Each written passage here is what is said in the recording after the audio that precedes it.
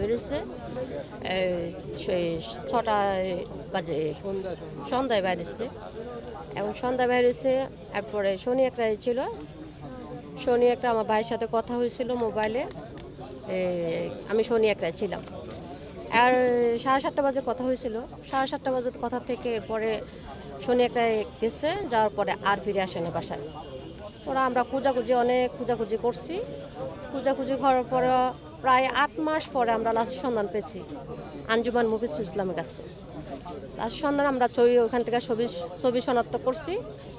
আসলে এই 8টা মাস আপনার ভাইয়ের 8টা মাস ধরে খোঁজ নেই। হ্যাঁ, মানে এই মুহূর্তটা আসলে কিভাবে পার করতে হবে, কোথায় কোথায় হন্তদন্ত হয়ে খুঁজতে আমরা হচ্ছে? ধরেন থানায় খোঁজাখুঁজি করছি, হাসপাতাল খোঁজাখুঁজি করছি, তারপরে থানায় অনেক মামলা করছে, থানায় কেরানীগঞ্জ এগুলোতে গেছি, মানে অনেক জায়গায় খোঁজাখুঁজি করছি, ঢাকা মর্গে, তারপরে ওই যে মিরপুরে, তারপরে সব জায়গায় হাসপাতালগুলোতে খোঁজাখুঁজি করছি, কোথাও আমার বাইকে পাওয়া যাচ্ছে না।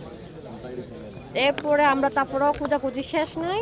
এরপর আঞ্জুমানের মুফিদুল ইসলামের কাছে আমরা 3-4 বারও গেছি, তারপরে পাওয়া যায় লাস্ট এবারে ওখানে ছবি শনাক্তক ছিল, তো যে ছবির থেকে আমরা শনাক্ত করছি যে এটা আমার ভাই।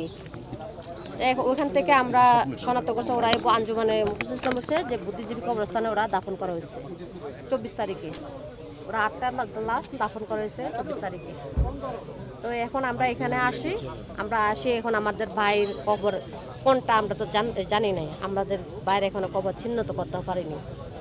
তো এখানে আসি, ভাইয়ের দেখা যায়।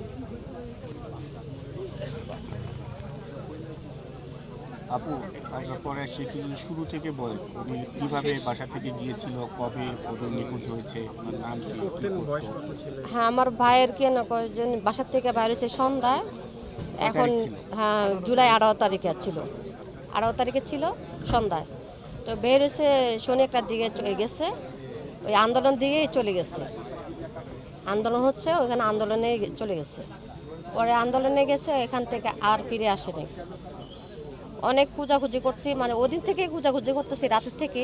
মোবাইল নাম্বার বন্ধ, ওর মোবাইলে ফোন দিতেছি, মোবাইলও বন্ধ। মোবাইল বন্ধ কারণে আর মানে যোগাযোগ নাই, খোঁজাখুঁজিও পাইতেছি না। অনেক হাসপাতাল যা আছে, আমি ঢাকা মেডিকেল থেকে সব জায়গায় খোঁজাখুঁজি করছি।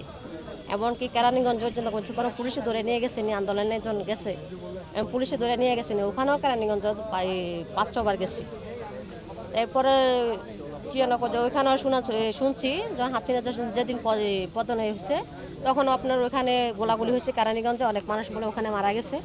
তখন বলতেছে আমার ভাইও মানে ওখানে কি নিয়ে পুলিশে নিয়ে ওখানে মারা ফেলছে নাকি, মানে আমরা কোথাও খুঁজে পাইতেছি না লাশ। ওরা আমরা 8 মাস পরে আঞ্জুমান থেকে পাইছি, লাশের সন্ধান পাইছি।